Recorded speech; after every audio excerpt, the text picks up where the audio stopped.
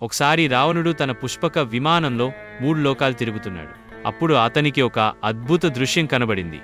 అది కైలాస పర్వతం. రావణుడు ఆ పర్వతాన్ని చూసి అనుకున్నాడు, ఇది నా రాజ్యంలో ఉంటే బాగుంటుంది. అతడు తన చేతితో పర్వతాన్ని పట్టుకున్నాడు. భూమి కంపించింది, పర్వతం కదిలింది. తన పూర్తి శక్తితో 10 తలలతో కైలాసాన్ని ఎత్తేందుకు ప్రయత్నించాడు. కాని శివుడు మాత్రం ప్రశాంతంగా కూర్చున్నాడు. ఒక చిన్న చిరునవ్వుతో తన కాలి బొట్నవేలిని నేలపై నొక్కాడు. క్షణాల్లో కైలాసం కూలి రావణుడిపై పడింది. అతడు బంధించబడ్డాడు. అహంకారం నశించింది. ఆ నొప్పిలో రావణుడు గ్రహించాడు, బలం కాదు, భక్తి మాత్రమే శివుణ్ణి కదిలిస్తుంది.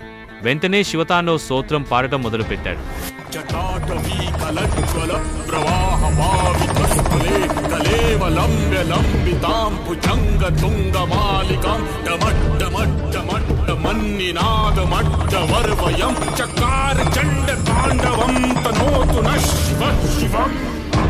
రావణ, నీ భక్తి నన్ను కదిలించింది.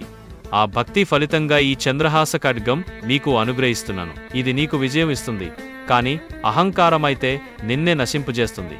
ఇంకా ఇలాంటి కథలు వినాలంటే మా ఛానల్కి సబ్స్క్రైబ్ చేయండి.